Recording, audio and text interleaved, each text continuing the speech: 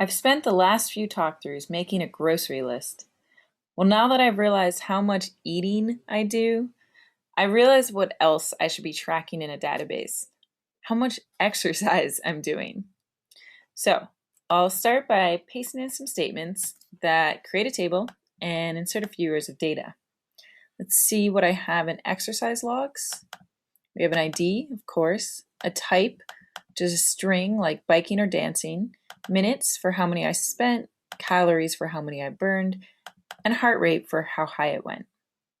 Now, I'm inserting the data using a slightly different syntax than before. Notice how I'm specifying the column names in parentheses after the table name. When I do that, it means that I don't have to specify every column value here. I only have to specify the ones that I give in this list of column names. Now, do you see which one I didn't specify here? The missing column is ID, and that's very much on purpose. ID, here we go. The ID column is the primary key in the table, and it's set to auto increment. That means that the database will automatically fill it in for us when we tell it to, by picking an ID that's different from the other rows in the table, usually a number that's one bigger than the biggest number so far. Now, I would rather have the database figure that out than have me figure it out. So I usually like to do my inserts this way, leave out the ID, let the database do that work for me.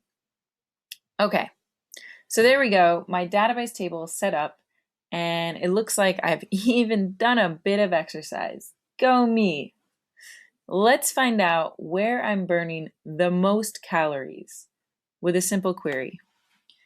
I'll just modify this one. So select from exercise logs where calories greater than 50, and we'll just order by calories as well.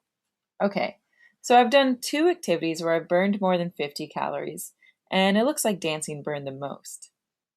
Now, I want to find out which activities I've done that have burned more than 50 calories, but also taken less than 30 minutes, because I want to exercise more efficiently in the future.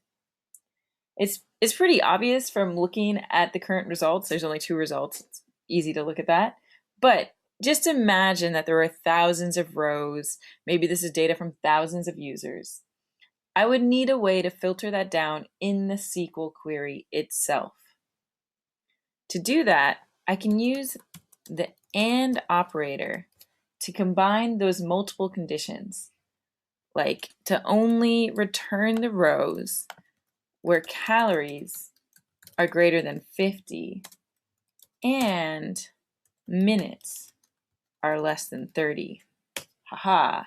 So now I only see one result, dancing, which means I should just spend my whole life dancing, which sounds pretty good to me. Okay, so in a similar way, I could use the OR operator to return rows that meet any of some conditions. Like, let's say rows where calories are greater than 50 or heart rate is above 100. And that helps me find the most vigorous exercises. Now we can see that dancing and biking are both good, and actually I do like biking. It's just a bit harder. Now you can have as many OR and AND operators in your query as you'd like. The AND operator has precedence over the OR if you've got both of them in the same query, but you can always use parentheses to change the order of evaluation, just like with math expressions. Now I want you to try these out in the next challenge, and stay tuned for the next talk through where I'm going to show how to do some interesting things using this type column here. See you then.